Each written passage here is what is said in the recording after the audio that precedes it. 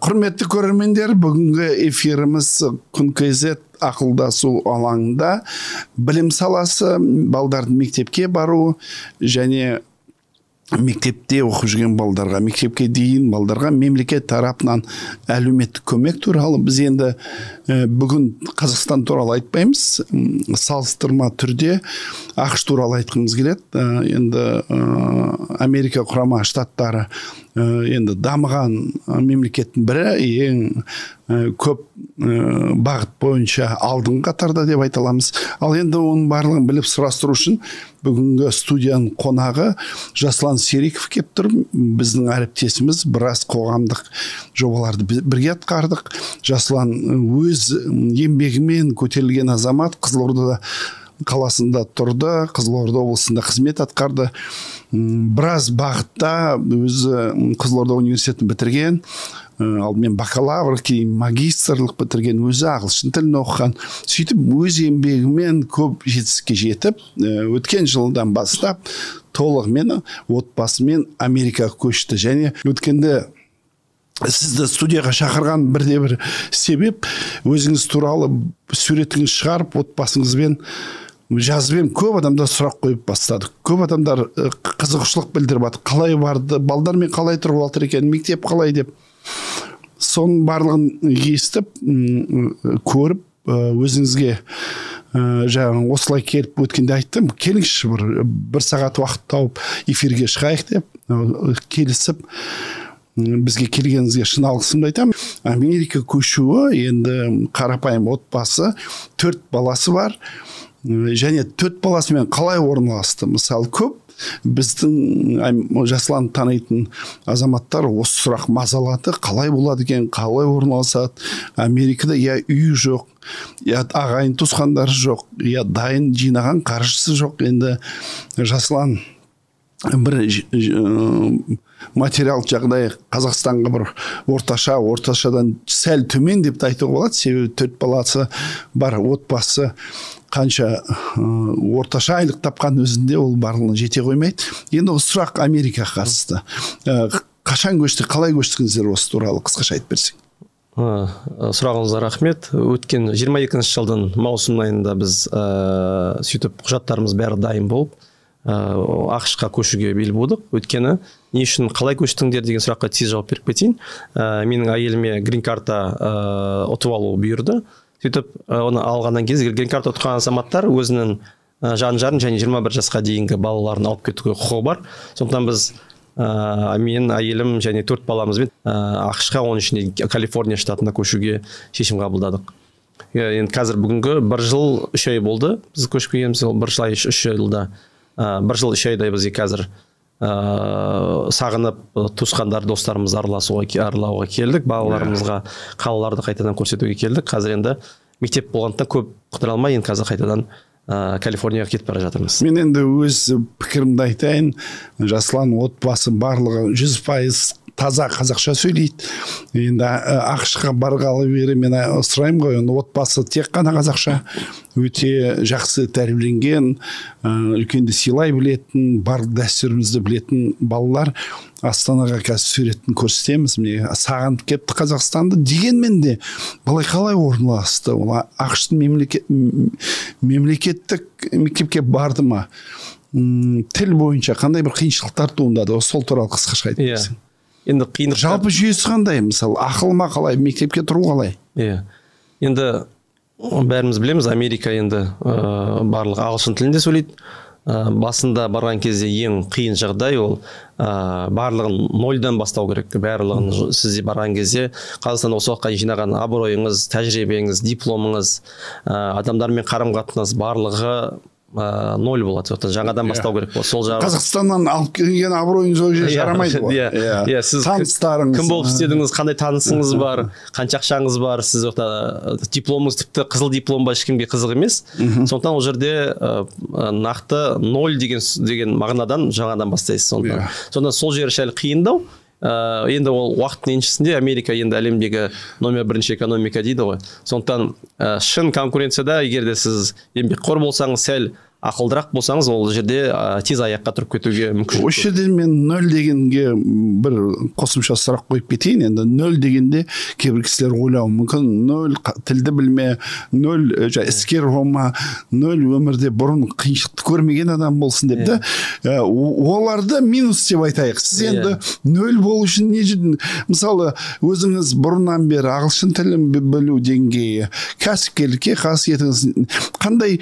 Мен енді ақша жағын айтайын, 0 болған шығар, себебі бұл жердегі жинаған қаржың жете қоймайды. Жалпы ол жерде 0-ден бастау үшін не апару керек ол жерге, өзіңізбен бірге? Қандай қасиет апару керек? Енді материалдық құндылықтар айтпағанда, мен ойымша ең керегі бізге адами құндылықтар керек сияқты. Өйткені жаңа айттық қой, дұрыс тәрбие алған бала әке-шешесінен, өзінің қарым-қатынасы адамдармен жақсы болса, адами қасиеттер ол жерде бейімделу оңай болады. Егер де сәл анау мінезі нашарлау болып, бір ашушаң немесе басқаларды сыйлау, қазақи бір құндылықтарымыз аз болса, ол жерде бейімделу қиын. Өйткені Американ халқы өте мейірімді және мәдениеті сәл жақсырақ деуге болады.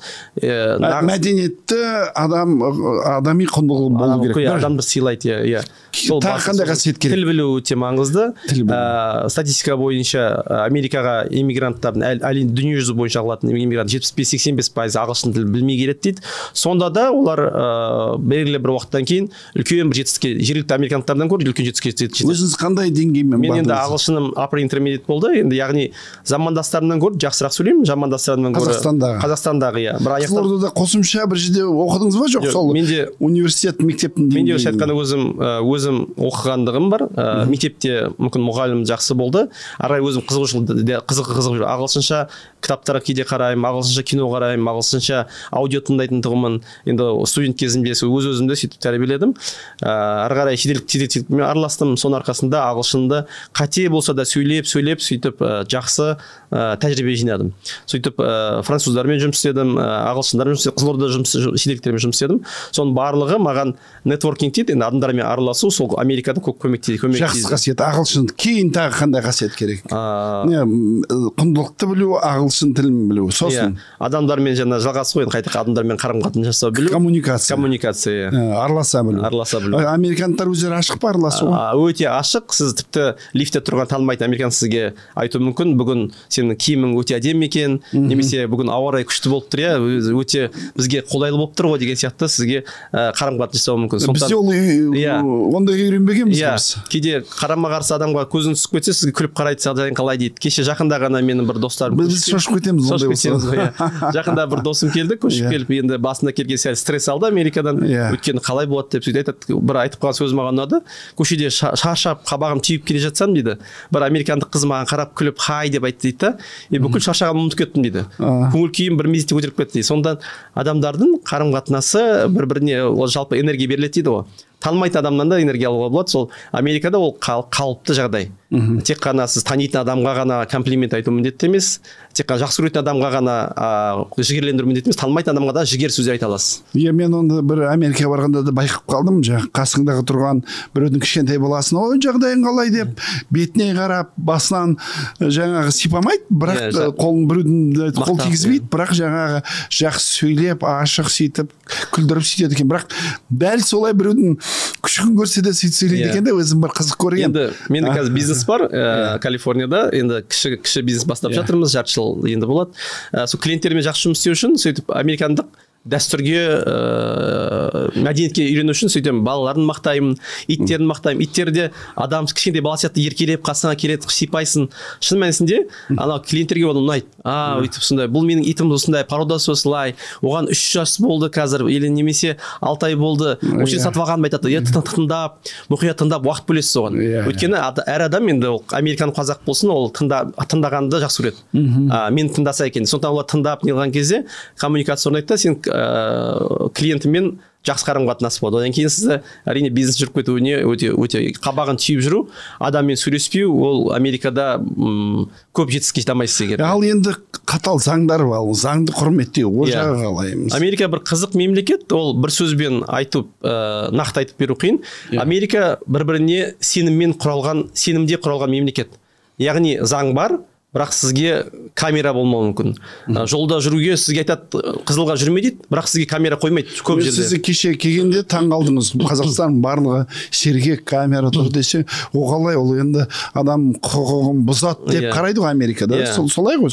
Америкада азаматтар немесе үкіметі олар ойлайды, әр азаматты түсіріп отыру ол үстінен сәл ыңғайсыз жағдай. Өйткені сен өзіңді сыртынан бақылап отырған, ол негізі біз қазір үйреніп кеттік, қазір Астанада екінің бір жерінде камера тұрады. Америкада ыңғайсыз. Яғни сізге мемлекет Америка заң береді, қызылға жүрме, мына жерде қатты жүрме деп. Егерде сіз жаман пиғылды адам болып заңды бір бұзасыз, екі бұзасыз, үш бұзасыз, жүйе сізді сындырып тастайды одан кейін. Сізге машина айдау тіпті тиімсіз болып қалады. Өйткені сіздің сақтандыру, көлік сақтандыру құны 2 есе 3 есе қымбат болып кетеді.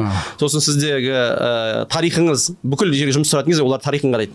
Несие тарихы бар, қылмыстық жасаған тарихы. Егер де артыңызда қызылға өтіп кеткен азамат десе, жақсы жерге жұмысқа алуыңыз қиын. Сондықтан ол жерде көбісі енді біз ниет деп айтамыз, әдемі сөздермен аруждан дейміз, сол оларда іште бар. Енді мен бақылап тұрмаса да мен заңмен жүру керекпін, ол қалып жағдай.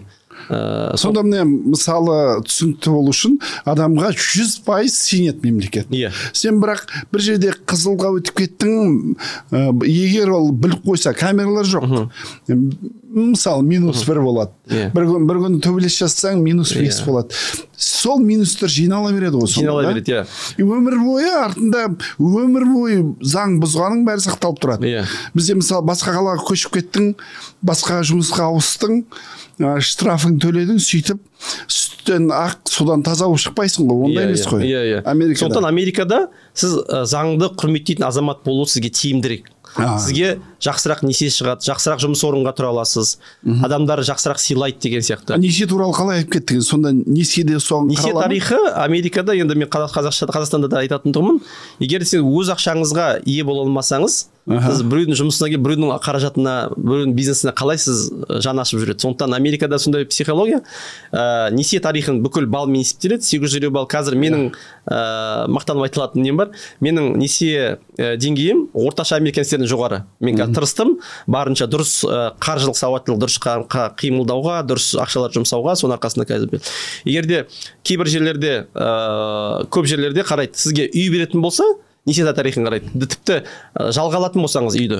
Егерде қарайды, ертең ол менің үйімді алып, ертең төлемесе қалай болады деген несие тарихы соңғы жылдарға қарайды. Егерде бірде-бір несиесін кешікпеген, бірде-бір несін уақытылы төлеген деп қараса, ол маған ең жақсы үй балаларыма бұйырады. Егерде менің несие тарихым нашар болса, мен жақсырақ ауданда тұрғым келеді, жақсырақ мектептің қасында тұрғым келеді, мұхиттың қасында тұрғым келеді деген қымбат үй болса, жақсырақ орта болса, ол кезде маған, егерде несие тарихым жаман болса, маған ондай үйлерді алуға өте аз, мүмкіндік өте аз. Көрдіңіздер ме, құрметті көрермендер, қандай маңызды нәрселер? Бірінші, өмір бойы заңды бұзбауға тырысу керек. Ол сізді толық бақылауда боласыздар, және бір рет, екі рет заңды бұза берсеңіздер, ол жинала береді. Және оны өтеу қиын. Айыппұлмен немесе түрмеге отырып шығу, немесе басқа жерге көшіп кету, жаңадан бастау деген жоқ. Екінші, несие тарихы. Бір жерге қарыз болып, уақытылы төлемдеріңізді төлемесеңіздер, ол да минус болып сақталады да. Алдағы уақытта кез келген жерде қымбатырақ жаңа пәтер аласыздар, жаңа несие алу мүмкін емес, бизнес жасау мүмкін емес. Сіздерді бір жерге жалдап пәтер алу үшін де сізге сенімсіздікпен қарайды, солай ғой. Дұрыс. Өте қызықты ақпарат, жаңағы сонымен қатар адамгершілік қасиетін жақсы болу керек. Адамгершілік дегенге айтқым келеді, қызық. Американдықтар бір-біріне сеніммен қарайды. Сізге қосымша бір дәлелдемелі бір печать немесе қол қою госорганның герб тұру деген сияқты жоқ. Мысалы айтады, сен балаларды мектепке қабылдау үшін маған мына екпелерді 1 жастан бастап бізге үлкен жасқа дейін екпелер алады ғой. Сосын медицина саласындағы. Соны қағазды маған суретке түсіріп жібер дейді мектеп әкімшілігі. Яғни енді біздің көзқараспен қарағанда оны қолмен жасап істей салу оңай. Өтіріктен қолмен жаза салып, мені дәрігер берді деп беріп жіберуге оңай. Бірақ американдықтар сондай бір-біріне сеніммен қараған соң жібереді. Бірақ өкінішке орай бір жағдайлар естідім. Біздің ТМД елдерінен елін айтпай ақ қояйын, көшіп барғандар бір-біріне сол кеңес береді. Өтіріктен жаза сал қолмен, маған дәрігер берді деп айт, мен балам бүкіл екпелерді, медициналық екпелер міндеттемені алды деп. яғни осы жақта дұрыс емес өмір сүріп үйренген азаматтар ана жаққа барып сол өмірін көшірсе, ол бір ай жүреді, 2 жүреді, ертең бір жерден салынған кезде жаңа өмірде оларға ертең үлкен проблема болып келеді. Сосын кейде айтады ертең, маған Америка ұнамайды, Америка деген дұрыс емес деген сияқты. Өйткені өздері дұрыс емес қадамдардан бастаған алдаумен, басқаша айналмалы жолдармен, бір жерде кезек тұрса, таныссыз деп айналып өтетін мүмкіншілік бар ма екен деп осындай. Мен жақында бір қызық ютубтан көрдім. Біз көршілес. Керісінше кейбір кезде айналып өтетін болса, соның жұрт қызық қарайды. Пара беріп өтіп, ана жерде бір анықтаманы сатып алуға болады екен ғой деп бір-біріне ақтап мақтанады ғой, сосын біріне айтады. Ол Америкада ұят нәрсе. Мысалға жақында бір ютубтан бір видео көрдім, бір көрші елдің блогерлері айтып жатыр, Америкада тұратын, айтады, өзі алдауға кеңес беріп жатыр. Айтады, пара алуға барған кезде егер тіркелмесеңіз, ана қызметкерге өтіріктен айтыңыз, мен онлайн тіркелгенмін, сол кезде сізді өткізіп жібереді дейді. Кешірім сұраймын, мүмкін біз система дұрыс жұмыс істемей тұрған шығар деп кешірім сұрап, ГАИ-ның қызметкері сізді кезексіз өткізіп жібереді дейді. Сонда қарасақ, біз тмд елдерінің ойлау қабілеттеріміз кейде өкінішке орай алдаумен, кім алдауға бейім, сол мүмкіндігінше алдап кетуге тырысамыз да. Ал сізді қаттырақ қадағаласа, ол кезде сәл қаттырақ боламыз. Енді көп жылғы кеңес үкіметінің жүйесі ғой, міне адамды үркітіп шошытып, тек қана қорқыту арқылы адал болды, тек қана қорқыту арқылы мемлекетке қызмет жасауды үйретті. Осы Америкада қатты көрінеді. Мен таңғалған бір айтатын домыз. Қазақтар сондай деп бір айтады. Сөздер бар, қазақтар сондай, қазақтар неге былай қылады десе, сыртқа шыққан кезде біздің қасымызда бүкіл тмд елдерінің азаматтар бар. Біздің психологиямыз, ойлау қабілетіміз бәрі бірдей екен. Түсіндім, 70 жыл бойы бір идеологиямен өмір сүрген халық, ойлауымыз да бір. Әрдайым айналмалы жол іздейміз, таныс іздейміз, алдап кететін қандай варианттар бар деген сияқты сөйтіп іздеп жүреді. Сондықтан қараймын, сол біз қазақ болған соң ондай бізде проблемалар бар деп айтамаймыз. Біз 70 жыл бойы дұрыс емес бізді ұлттық құндылықтарымызды жаймен жойып, керісінше бізді сондай бір-бірімізге сенімсіз уғызу, алдап кету жағдайда 70 жыл бойы үйреткен идеологияның нәтижесі деп ойлаймын. Енді дәл осын жалғастырып айтатын болсам, мысалы қазақ халқында біз салт дәстүрді басқаларға қарағанда құрмет көріп, соны сақтаған халықпыз. Және өзіңізде де көрініп тұр ғой, 4 балаңыз бар. Мен енді қандай қарапайым отбасынан шыққанын білемін. Ағайын туысқандарға жақынсыз, келесі алып кеше барлығын қайын жұрттан бастап барлығын аралап шықтыңыз. Бір аптаның ішінде барлық ағайын туысқан, жағы Астана, Шымкент, Қызылорда, ар жағы Ақтөбе шекарасына дейін барып қайттыңыз. Осы жерде біздің отбасылық қасиеттеріміз, біздің дәстүрлеріміз отбасылық, және Америкада бір-біріне ұқсастығы бар ма? Жалпы отбасын құрметтеу, отбасындағы дәстүрлерді сақтау, ол жерде де қажеттілігі туындай ма? Қалай ойлайсыз? Енді Американы бәріміз білеміз, 50 штат бар, 50 штат бір-біріне ұқсамайды дейді. Енді барған кезде мен түсіндім, бір штаттың ішінде 300 қала болса, 300 қала бір-біріне ұқсамайды екен. Бір көше өтесің, тап-таза, бір көше басқа қалаға кіресің, сәл лас болуы мүмкін. Ойлау қабілеттері де әртүрлі, киімдері де әртүрлі. Сондықтан таңғалғаным, өте енді бірегей уникальный мемлекет қой. Сол бізде енді бір жамандап жатыр деп қарамасын кейбіреулер. Жақсы жағын айтайын, біз енді проблемалар бәріміз білеміз, жақсы жағын айтайын. Кейбір адами отбасылық құндылықтар осы отбасы институты өте қатты дамыған Америкада. Мысалға, сіз бір өзіңіз қыдыруға деген сияқты олар түсінбейді. Қалай сен отбасың бола тұра, сен қалай сен бір өзің қыдырасың, олар бастарына сыймайды. Сенің балаларың болады, сен балаларды қалай сен қалдырып кетіп, сен әйеліңмен басқа қыдырып кетесің. Яғни сәл бір түрлі. Біз айтады, мысалға, мен бала шағамды әйелімді қалдырамын да, мен Турцияға қыдырып қайтайын деген көп сөздер естиміз, Дубайға, Америкаға қыдырып қайтайын мен деп айтады. Олардың отбасы институты өте жақсы қалыптасқан. Әр мейрам сайын бас қосып тұрады. Мен американдық достарым бар. Мен шақырды, мен өзім ыңғайсыз сезіндім. Өйткені тек әке-шешесі, туған бауырлар отыр, мені шақырды, аралассын деп, мен өзім ыңғайсыз, тек қана өйткені өте жақын бауырлар ғана, алыс туысқан жоқ. сол шақырту әр мейрам сайын. Отбасылық араласу қатты дейсіз ғой, өте қатты, сосын сыйлайды өте. Отбасымен отырып ән айтады, баласы бар, әкесі бар, атасы бар, сондай бір керемет. Енді біз бүкіл американдықтарға айтпаймын, бірақ сондай мәдениет қалыптасқан жақсы.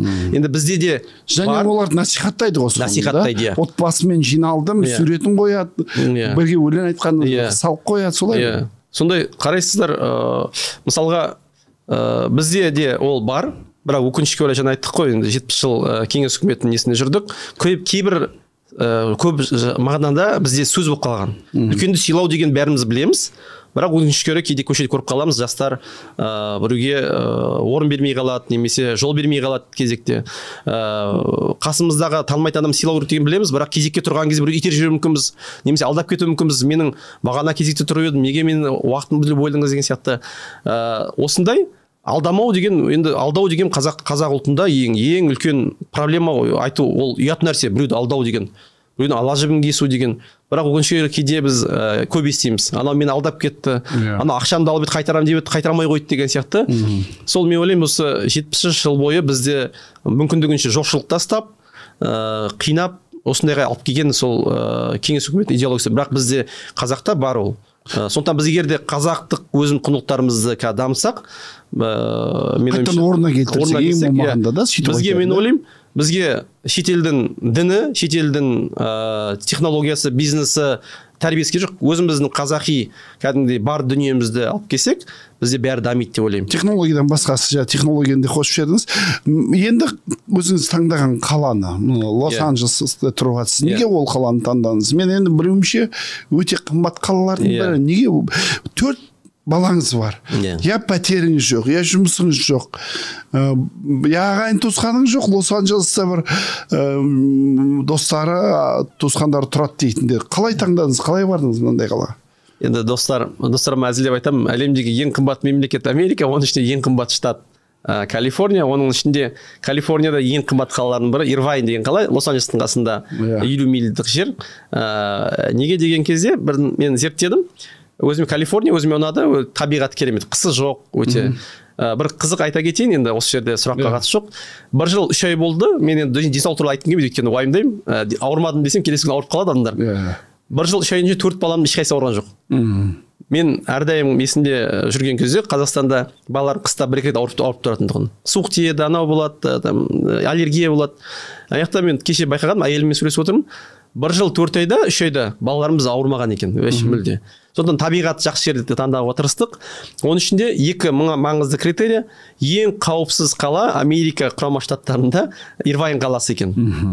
Екіншісі ең маңызды болды ғой. Өте маңызды болды. Мен ойладым, мен қазір байып кетпесем де, менде қазір артық ақша қалмаса да, балаларымның қауіпсіз жерде отырған жақсы. Мектептен қайтып бартқан бір бомж тиіскен жоқ па, қалай болды екен деп қорқып отыру маған, онсыз да жаңа мемлекетке келіп тұрмын, ешкімді білмейтін, тағы қосымша маған уайым, маған қажет жоқ. Сондықтан мүмкіндік болса, қауіпсіз жерге бару. Енді бәріміз білеміз, қауіпсіз жерге қосымша сіз ақша төлеу керексіз.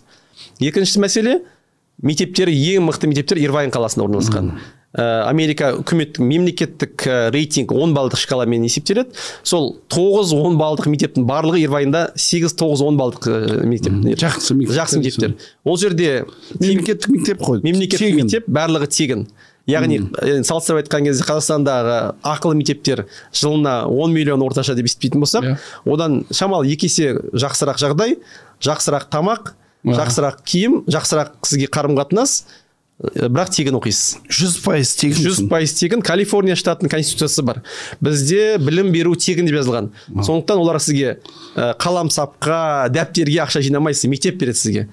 Мен 4 балам мектепте, 4-еуіне де ноутбук беріледі тегін. Ноутбук беріледі. Үй жұмысында сізге кітап беріледі, сосын ноутбук беріледі. Балалардың сапасы ескі ноутбук емес па? Жоқ, өте Chromebook сізге ұнамаса ауыстырасыз, кітапханадан аласыз, егер ұнамайса. Сосын оны сақтандыру бар. Мысалға мен $20 жылынан сатып берем, егер балам сындырып қойса, ол бізге тегін ноутбукты ауыстырып береді. Жаңасын алмаймыз. Сол тамақтары 2 мезгіл тегін. 2 мезгіл тегін. 2 мезгіл ыстық тамақтарымен. Біздің балаларға басында күлеміз. Мектепте не ұнайды деп сұраған кезде мұғалім, сіздердің тамақтарыңыз ұнайды деп айтқанда. Өйткені бізде ыстық тамақ басында барған кезде 4-ші сыныпта оқитын балам ыстық тамақ емес, пиццаларды қызығып сөйтіп жеп жүрген тұғын.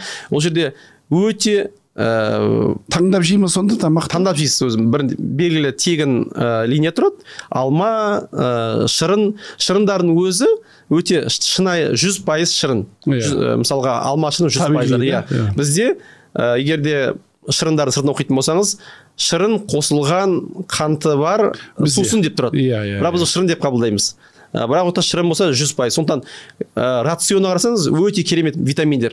Тіпті біз енді мерекеде жейтін тамақтарымыз авокадоға дейін тұрады ол жерде. Авокадо бізде қымбат болып есептеледі, сосын ол мерекеде бір өзіміз ақша қиып алсақ, ол жерде күнделікті балалар банан болсын, апельсин болсын, кейде маған алып келеді балаларым. Папа, бүгін мынандай жедім, мына дәмін көріңізші деп әкеледі. Өзі қуанамын.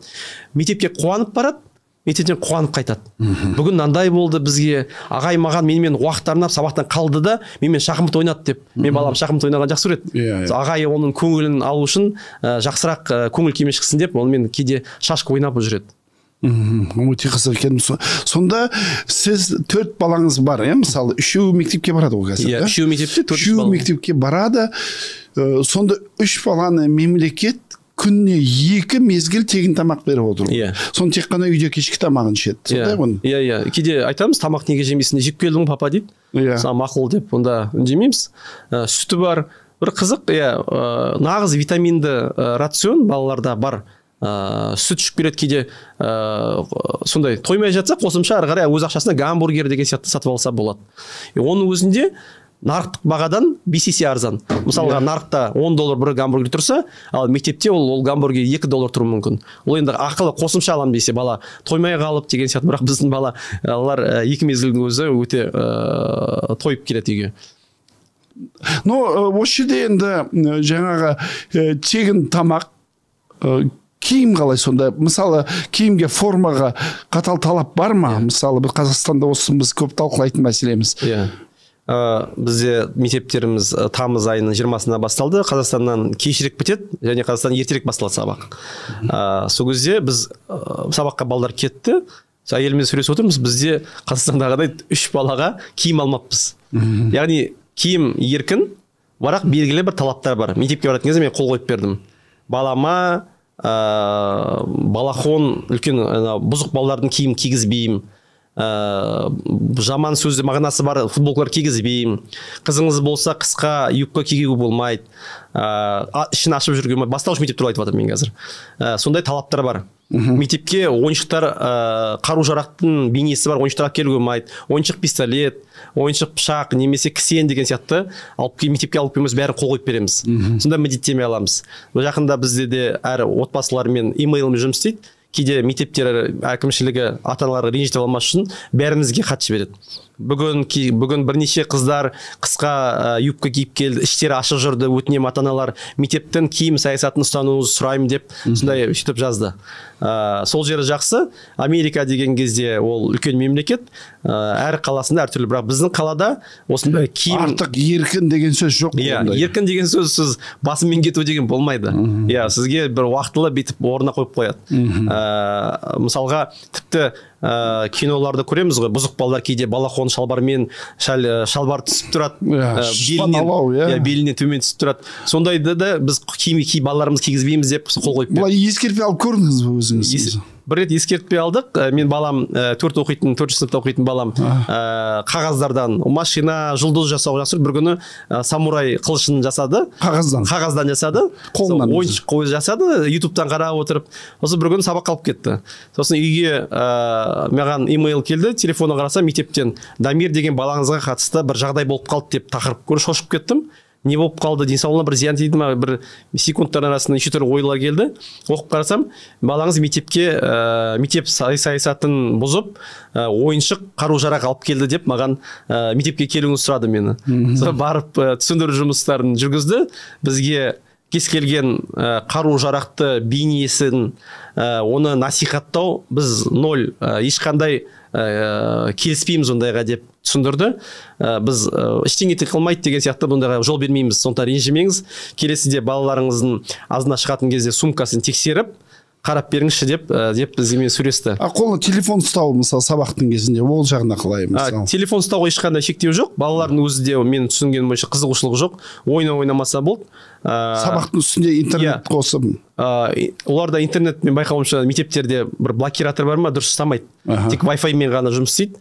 Балалар сабақта көп жүрген соң мен мәдениет сондай ма, ешкім сабақта телефонды рұқсат берілсе де телефонмен ойнамайды ешкім. Сосын бір қызығы, мен үлкен балам қазір 11 сыныпқа өтті, математика сабағында калькулятормен қолдануға болады. Яғни тест болып жатса да математикадан калькулятормен қолдануға болады. Адамды миын сындыру керегі жоқ, осын карандашпен жазады барлығын. Яғни балаға қателесуге мүмкіндік жасайды. Біз Қазақстанда ручкамен жазамыз да, сосын мына жерде қате кеттім деген сияқты балалар өте қатты өздерін жаман сезінеді ғой. Карандашпен жазса? Карандашпен жазса қайтып өшіріп, қайтып дұрыстауға құқығы бар баланың. Яғни адам деген қателесуге мүмкіндік жасайды. Ол орнына келтіруге болады. Егер қателессең, сен өзіңе қол жұмсап, өзіңді айыптап, мен әке-шешемге ұрсатын болды, немесе апайым не, сондай бір өте өзімізді қыспаққа алып қаламыз ғой балаларда да. Ол жерде еркін барлығын карандашпен жазып отырамыз. Үй жұмысы болсын, тест болсын, ручка қолданып жүрген мен баламды көрген жоқпын. Сондай қол қоятын болсақ та. Енді жақсы жағына қалай тәрбиелейді? Мысалы, адами құндылықтарға қатысты бір қандай бір жақында мен достарым сұрап отыр, Американың білімі қандай дейді. Енді орта білім Америкада әлем бойынша қарайтын болсақ, ол керемет емес. Ол орташада болуы мүмкін, орташа төмен болуы мүмкін. Бірақ маған қуанатын, ол жерде тәрбие мен мәдениет алады. Мен жаңа 4 оқитын балам Қазақстанда бірнеше мектепте, ең жақсы мектептерге баруға тырыстым, бірақ үнемі ескерту алады мұғалімдерден. Балаңыз бұзық, сабақ оқығысы келмейді, балаңыз деген басқалармен шамалы тілге келіп қалады деп айтатындығын. Мына келіп балаларды 180 градусқа өзгерді. Сіздің балаңыз мықты, оның болашағы жарқын, ол өте мейірімді бала деп сондай мақтайтындығын. Мен таң қалдым. Балам деген ол мақтаған сайын, одан сайын ағай мен мынаны себебін мақтай ма жоқ, себебін таба ма? Себебін табады. Мысалға жақында мен балам мектепте алғыс кітабы деген бар. Мен балам бір қыз құлап қалған. Сосын мен балам жүгіріп барып тұрғызып, аяғын қағып, жағдайың жақсы ма, ай окей деп сұрап, ана қыз жақсы болып тұрған кезде мектептің алғыс хатын жазыпты. Дамир деген бір Қазақстаннан келген бала қасыма келіп құлап қалып еді, маған ешкім қараған жоқ. Бірақ бір өзі келіп мен тұрғызды, аяғым ауырып тұрған кезде. Сол мезетте мен қатты қуандым да, ауырып тұрған аяғым жазылып кетті деп кішкентай 4-ші сыныптың оқушы қызы жазған. Оны мектептің завучы, мұғалімдер көріп, суретке түсіп, мен баламмен үйге арнайы жүрек бейнесі бар открытка дейміз ғой, хат жіберді үйге маған. Сіздің балаңыз өте мейірімді, суретке түсіріп маған имейлге жіберіп, оның болашағы жарқын, мемлекетімізге осындай мейірімді жандар керек, осындай бала тәрбиелеп жатқаныңызға рахмет. Сізге хат жіберді. Маған хат жіберді ата-анасы. Сол кішкентай баланы көтерген үшін. Кішкентай бір әрекет үшін өте әдемі жазады. Мен сонда жүрегім желбіреп, көзім жас алуға жақын келдім. Сондай мен балаларым сондай күшті екен ғой деп мен де қуандым.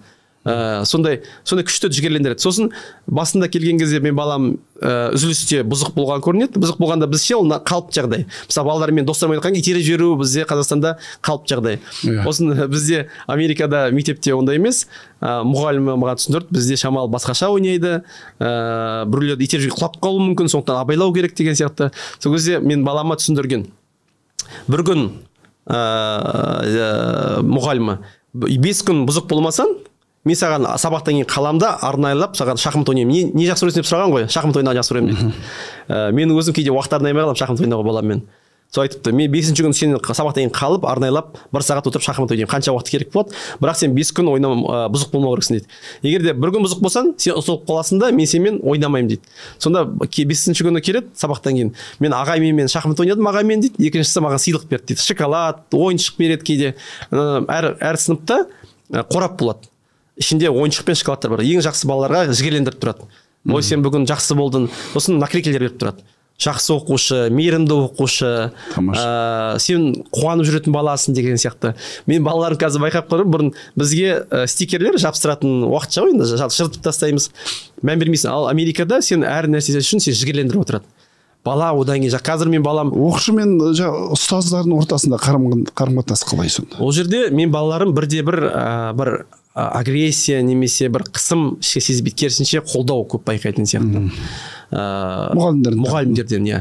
Тіпті администрацияда, иә, ол жерде кім директор, кім завуч, кім мұғалім білмейсің, кім қарауыл, кім біреуі волонтер жүреді, білмейсің. Балаларға қарым қатынасы өте керемет, балалар соның арқасында өте жақсы. Мен өткенде интернеттен байқап қалдым, мектеп директорын пол жуып жүргенін суретін салып, сол шынымен де сондай ма мектептің? Ол жерде мен ол жақта жүрген кезде осы мән бермейсіз, өйткені қалып жағдай, ол нормально.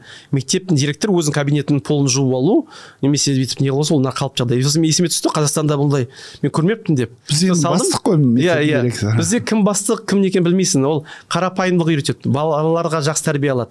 Қаншама сен қызметің жоғары болса да, сен адам болып қалу керексің. Директор өзінің үстін тазалап, отыратын орнын, немесе бір жерде мусор жатса барып алып, оны қоқыс жәшігін тастау, ол қалыпты жағдай. Балдардың әртүрлі салаға бағыттау, мысалы 3 балаңыз мектепке барады, үш түрлі қасиет бар да. Мысалы соның қасиетін анықтау, оларға бір арнайы жағдай жасау қалай қаралады? Мысалы талантын анықтау бар ма ондай жүйе? Ондай әр мектепте сол қосымша топтар бар. Мысалға бір баланы математикаға баулу, олимпиадаға дайындайтын топтар болады. Бірге әнге, музыкаға тегін. Сұрайды, осы жылдың басында балаңызды неге беріңіз? Мүмкін футболға беріңіз келе ме, баскетболға ма, немесе әнге ма, немесе олимпиадаға дайындайтын ба? Әрине, бала тексереді, қабілеті бар болса, оны алады. Мысалы, балаңыз сабақтан кейін. Немесе баскетбол болса, дене шынықтыру орнына сол баскетболға қатысады. Ол тексереді қалай. Ол ішінен 10 бала қалайтын болса, 5-еуінің қабілеті болса баскетбол алады, 5-еуінің қабілеті олимпиадаға қымықты болса олимпиадаға алады, сол бағытқа дайындайды. Соның өзінде сен осындай боласың деп олар айтпайды. Өйткені ол 12-ші сынып бітірем дегенше ол 100 рет ой өзгеруі мүмкін. Сондықтан ол жерде алдын ала баланың миына қосымша жүк салмайды. Сен осындай болу керексің. Прокурор боласың. Заңгер боласың. Басшы боласың деген ермайды. Әкім боласың деп өсіреді ғой бізде бірден. Ондай салмайды. Өйткені ол қосымша жүк балаға не істейді оны қазірден ойлап оны. Сондықтан оларды қазір дұрыс тәрбие. Ауысып тұруға болады ғой әртүрлі жылда. Ол қалыпты жағдай. Жылда осылай бересіз. Тегін барлығы. Мектептің инфрақұрылымы тегін. Мектеп ішінде құрылым. Мектептің біздің баламның хай-скулда оқитын баламның мен таңғалам. Футбол ойнайтын алаңдарының өзі біздің облыстық стадионмен бірдей көлемі. Сонда өте керемет жағдай жасап тастаған. Мектепті айтып тұрмыз. Мектеп емес, біздің аулада, мен тұратын аулада тегін баскетбол ойнайтын алаң, тегін теннис ойнайтын, теннис бізде енді сәл қымбаттау спорт тұр ғой. Тегін. Үлкен теннис. Бассейндер айтпаған, бассейн тегін, олимпийский бассейн бар біздің үй бір көшеден тегін барлығы. Регби, американский футбол, бүкіл спорттар тегін. Соны көп болған соң балаларға, мен ойлаймын, ақы төлейді. Мен Америкаға барған соң көрдім, балаларым ақша төлемеймін қазір. Қыдыруға, спортқа, балам футболмен допын алады да, барып кетіп қалады, арнайылап ойнайды. Ешқандай көп болған соң кезекте жоқ. Мен есімде ауылда тұрған жеріңізде қылмыс аз ғой сонда? Қылмыс аз. Ең қауіпсіз қалалардың 2016 жылы әлемдегі қауіпсіз қалалардың тізіміне енген. Енді екінші жағын айтайық. Керемет, бірақ салық бойынша, мысалы, сол ақша бәрі өзіңізден шығады ғой, былай қарағанда. Неге ол қалада сондай жағдай жасауға мүмкіншілік болды деген сұрақ туындайды. Сонда Лос-Анджелестің, жалпы Калифорнияның салық бойынша жүйесі басқаша ма, жоқ, басқару жүйесі басқаша ма қандай? Мен ойымша көп деген факторлар әсер етті. Соның бірі ол жас қала, 70-ші жылдарыма қаланған. Мен естуімше Ирвайн деген неміс ұлтынан келген азамат бір жер алып, бір үлкен район салып, одан кейін тағы жер алып, бір қала қалыптастырған деп естідім. Яғни ол инфрақұрылымның өзі өте керемет, 100 жылға есептеген. Жаңбыр сағаттап құйғаннан кейін 5 минуттан кейін жаңбыр жаумаған сияқты болады. Бүкіл су кетіп қалады. Жолдар керемет. Ол жерге тіпті урбанистиканың жоғары деңгейде ойланған деңгейі, ол жерге қоқыс тастауға да сіз қимайсыз. Өйткені тазаға сіз дәтіңіз бармайды тастап кетуге. Қоқысты аласыз да қалтаңыз салып үйге барып мусорға тастайсыз. Енді Калифорния, жалпы Лос-Анджелес, бұл қалалар өз жақсы жағдай туғызу арқылы дүние жүзінен ақылды адамдар тарту, еңбекқор адам тарту, іскер адамдар тарту, өздерді соған жағдай жасау арқылы дамыт деп есептейсіз ба сонда қалай? Енді Американың бірегейлігі ол өзім дамыдым деп айтпайды. Олар айтады, ұлтты диверсификациялау керек дейді. Яғни әр ұлттан мықтыларын алып алады. мықты инженер, мықты дәрігер, мықты болмаса да потенциал мықты. Ол 10 адамды шақыртады, 10 адамның ішінен біреу мықты бизнесмен болады, біреу мықты дәрігер болады, білмейді алдын ала. Бірақ ол біледі. Сол кезде біз араласу бірге болса, бірге ұлт, бірге ойлайтын адамдар болса, көпке бармайды. Ол мүмкін бір қадам мықты жаса, 2 қадам ары, 3-ші қадамды құлауы мүмкін. Олар сол дәстүрді жалғастырып келе жатыр. Енді осы жерде аяқталып келеді эфиріміз.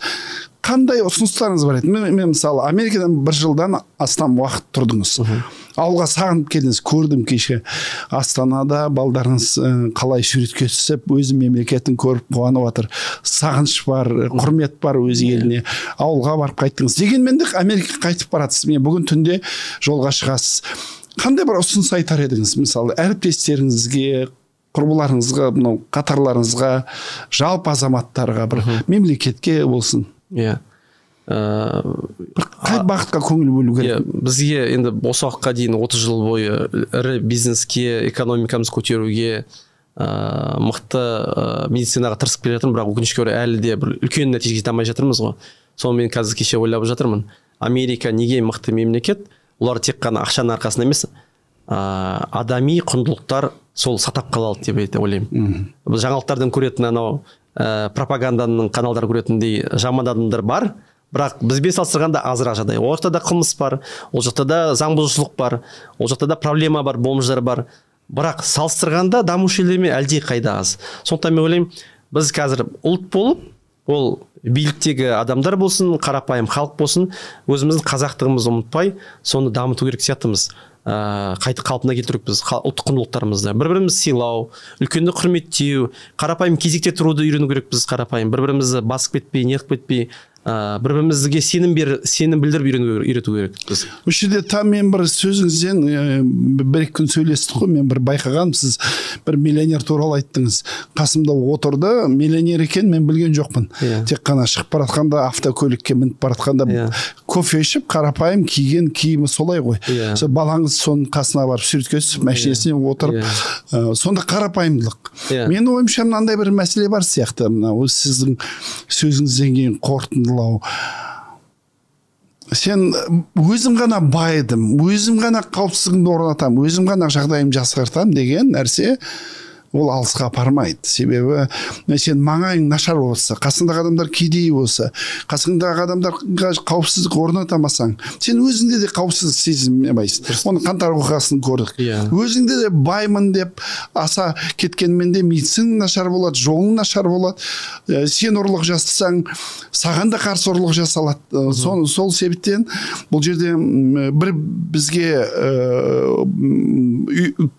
ескеретін нәрсе ол әр адам, мен бір өзім алысқа кете алмаймын, мен мемлекетті дамытуым керек, қоғамды дамытуымыз керек, ортамды дамытуымыз керек қой, солай ғой. Сол мектептен бастау керек. Мысалы, мектептегі философия айта кетейін. Мен осы уақытқа дейін Қазақстанда бала кезінен үйреніп келдім. Мектеп ол білім ордасы, ол бізді керемет орын, біз адам қылып шығаратын, білім мен тәрбиемен шығаратын жер деп үйретіп келдік. Мектеп бізге үлкен жоғары қол жетпес бір орын. Енді қатты құрметтеу, бас иію керек оның алдында. Бірақ Америкада мен қаламда мектептердің философиясы бөлек екен. Мен осы жылы 3 балам екеуі алғыс хат алды, білімнің несіне үшін. Жақсы оқып жатыр ғой. Бір-ақ жылда үйреніп шықты. Жарты жыл қиналды. Тіл білмей, одан кейін математикада мен Дамир деген балам айтады, бірінші шығарам дейді. Қолым көтерем, мен шығарып тастаймын, мен шығарайын сабақты дейді. Ағылшынша нашар білген бала. Ағылшынша нашар білсе, шамалы басында үйреніп алды да. Содан қуандым. Басында сенген жоқпын. Сен шын айтып тұрсың ба деп сөйтсем, шын мәнісінде аға айтады, математикадан кейбір не алған, тез қағып алады да, тез бірінші жауап береді дейді. Сол айттым деген алғыс хатты жазып тұр. Ирвайн мектептері, мен қала мектептерге Америкадағы топ мектептер деңгейі. Бірақ сонда да бүйтіп жазды бізге алғыс хатты. Сіздердің балаларыңыз біздің мектептердің одан сайын күшті болуына көмек жасап жатсыз дейді. Яғни біз мықтымыз демейді, сенің балаларың мықты дейді. Сен мықтысың, жақсы тәрбие беріп отқан балаңа дейді. Сен балаларың мықты дейді. Соның арқасында біз күшті одан сайын Америкадағы ең жетекші мектептердің қатарына қосылып жатырмыз дейді. Сондай өз азаматтарын да сөйтіп мақтайды ғой. Сен мықты азамат болсаң, Америка мықты болады. Солай ғой? Иә. Мынау осы жерде бізге бөтен философия емес бұл. Жүсіп Баласағуни кезінде айтып кеткен. Менің пайдам қайда деп айтпа, қоғам пайдасын ойла. Сен пайдаң соның ішінде дейді. Не керемет қой. Біз енді соңғы 30 жыл алдындағы 70 жыл, міне 100 жылдан астам уақыт біздің философия өзің ғана бол, өзің ғана көзге көрін, өзің ғана жетістікке жет деген теріс философия болды. Міне қазір қайтадан біз орнына келтіруіміз керек нәрсе қоғам пайдасын ойлау керек, қоғам жетістігін ойлау керек, және мемлекет жетіп қарау керек. Жетістікке жеткен адам бас ұстамай оны, керісінше көтермелеп, рахмет, мынау сен еңбегің арқасында, сен байдың ба, сен жұмыс орнын аштың ба, сен компания құрдың ба, рахмет саған, міне сен мемлекетімізге қызмет жасап жатсың деп айтуымыз керек. Сол кезде мемлекет өз азаматтарын қолдаса, қоштаса, азамат та өз мемлекет үшін еңбек жасауға дайын тұрады. Ол жерде ашық есік күндер жиі болады. Мысалы, полиция департаменті балалар шақыртып, тегін мороженое сыйлап, полиция департаменті иттерін көрсетеді, көліктеріне отырғызады. Бізге полиция кел деп шақырса, балдар қашады ғой. Ол жақта керісінше біз кезекке тұрып, балалармен барып, полиция итін ұстап көріп, біздің балаларым көлігіне отырып көреді. Ол жерде атмосфера бір құқық қорғау адамды басушы бір басынушы орган емес, сенің досың ретінде балаларда арман пайда болып жатыр. Бізде полиция болуым келеді, мен өрт сөндіруші болуым келеді, мен анау құтқарушы болуым келеді, теңіздерде проблема қалып қойған адамдар деген сияқты балаларда көмектесетін мамандықтарға барғысы келетін көптілік пайда болады. Әртүрлі сондай іс-шара, әкімдік болсын. Әкімдік бізде бір үлкен адамның үстінен төбеңнен басып тұратын мекеме емес, бір белгісіз бір бизнес оқу орны сияқты. Біздің әкім, ол Пакистанның тумасы, әйел кісі, Иранда өскен, қазір бір қаланың әкімі болды. Бір қаланың әкімі. Барлығы сырттан көшіп барған адам. Сырттан көшіп келген адам, біздің әкім Пакистанның тумасы. Біздің мемлекет мұсылман ғой. Мұсылман кісі, өзі айтады, мен мұсылманмын дейді. Калифорния бәрі жаңалықтарда айтады, орыс тілді жаңалықтардан, ой, бұл жерде бүкіл күнәлар бар, наркотик бар, анаусы бар, анашасы бар дейді. Бірақ біздің қала Калифорния ішінде тұрады. Біздің әкім заң шығарып қойған кезінде, депутат кезінде. Бізде анаша түгіл темекі шеккізбейді көшеде. Электронды сигареттер шегуге болмайды, және вейптер шегуге болмайды. Яғни үйде ғана емес, көшеде де сіз шылым шегуге өте қиын. Тығылып жүріп, арнайы бір қуыстар тауып алып, сол жерге ғана шегу керексіз.